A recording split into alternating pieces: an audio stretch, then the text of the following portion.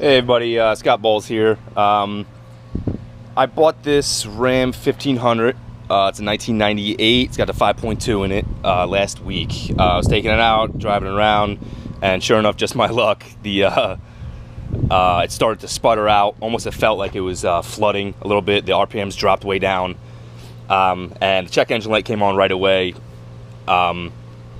So I ran the code. It came up P1032, or I'm sorry, P0132, and it indicated a bad O2 sensor. It was bank 1, so it's the first sensor. It's the upstream sensor. On the 2000 below, on the Rams, there's only one upstream, one downstream. I believe 2000 and up, they have two upstream, one downstream. So I did a little research. I couldn't really find too much, honestly, on like the internet, like some of the stuff I googled. They really weren't showing where the O2 sensor was located. A lot of them had it actually on the engine, like up towards the front of the block on the driver's side bank, on that first bank right here.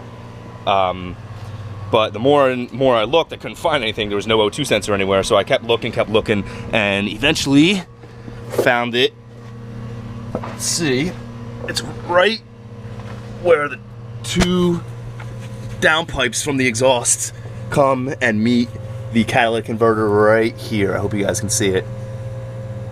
So I've been soaking it down with some penetrating oil for the past 24 hours, just so I know it's not going to want to come off easily. I'm gonna try and get a breaker bar on it.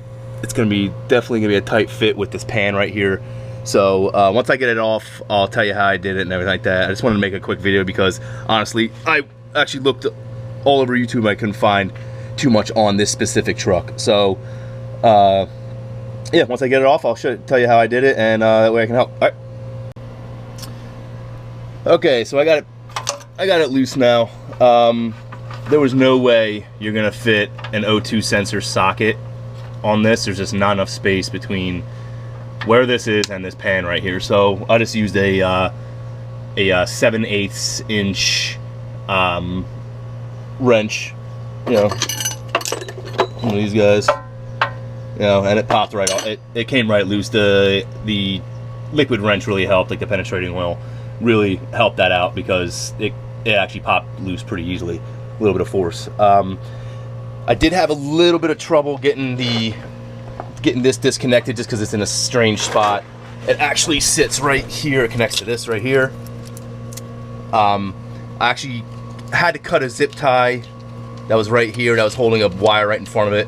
And once I cut that out open, I had real easy access to this. And there is a little, I guess, you know, it actually mounts right in this little hole right here. I don't know, hopefully you can see. Or I'm sorry, right there. You can still kind of see the little plastic mount that goes in there.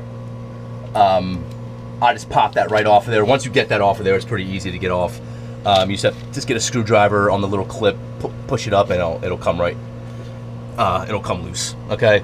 But yeah, just want to let you. Definitely, you're not going to be able to use the socket. I went down to advanced and I got the whole, like I rented the whole set, and nothing's fitting on there.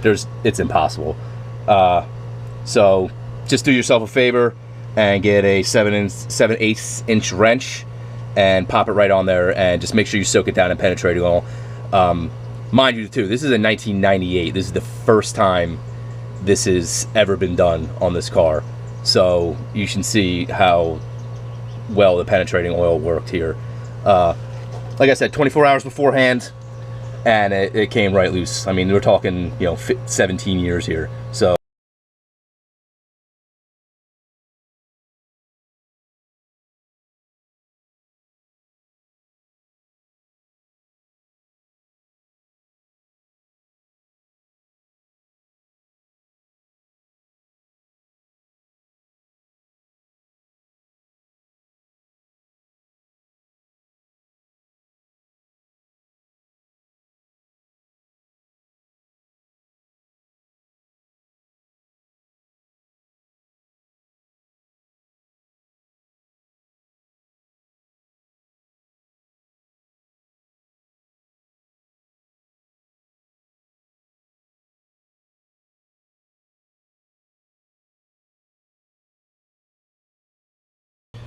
Okay, I just did a test run, like dry fit, and there's no way that this is gonna reach.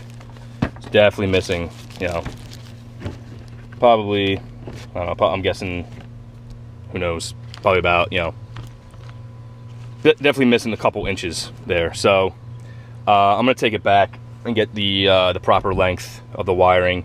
The other thing you could do is you could, you know, if you really wanted to, you could, you know, use this old wiring and actually like solder it in and just, like, you know, lengthen everything.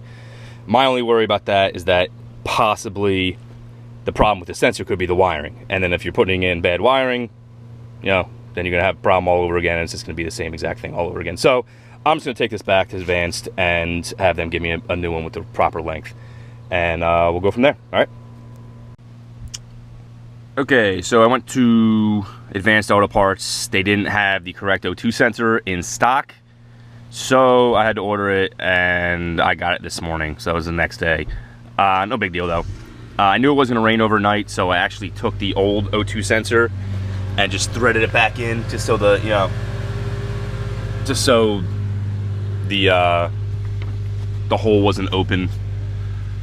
I mean, I know it probably wouldn't get water in there anyway, but just to be safe, I just didn't want it to have, you know, I didn't want that hole to be open. So this is the correct one. It has 18-inch length of wire. This is the part number 23151. It is the NTK oxygen sensor. This is an OEM part, which is good. From all the stuff I've read from some of the guys on the forums, is that the Bosch O2 sensors have been defective. So might as well spend a little extra money and get the NDK one and not worry about it. It does come with a 1-year warranty on it too. So I'm gonna throw this in, and I'll show you how I did it. Obviously, I mean, this is pretty simple stuff.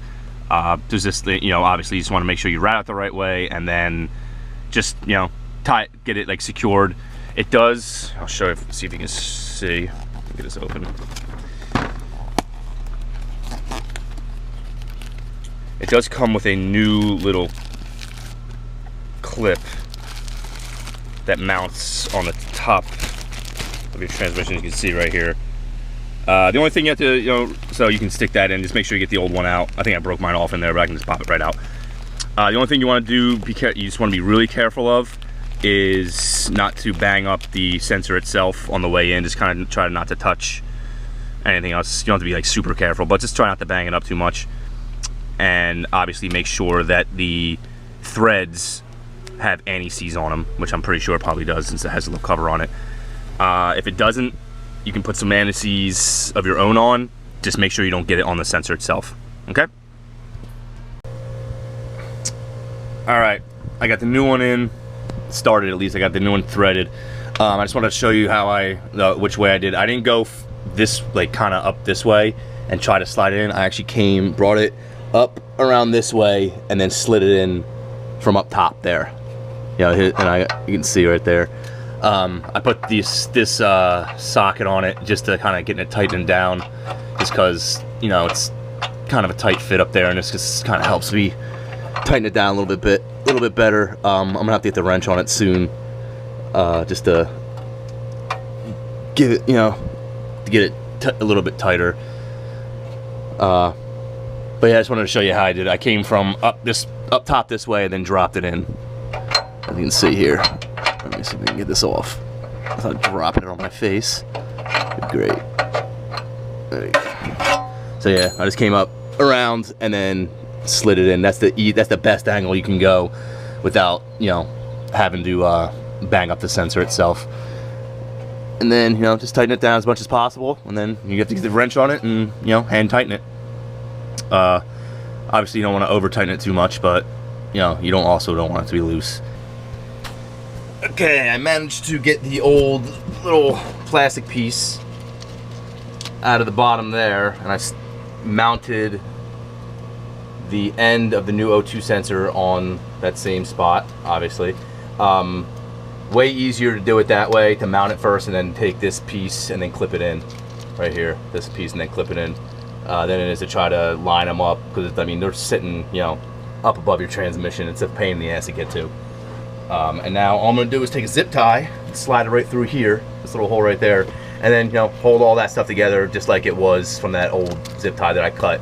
I mean, cutting that zip tie really gave me a lot more visibility to, you know, to be able to see the clip and you know, disconnect everything to take the old one out. So, you know, it's no big deal. It's just a fucking zip tie. So, yeah, I'm gonna zip tie that up and then, you know, start her up, and I'll do a quick overview of everything you're gonna need, part numbers, all that good stuff at the end of the video. All right.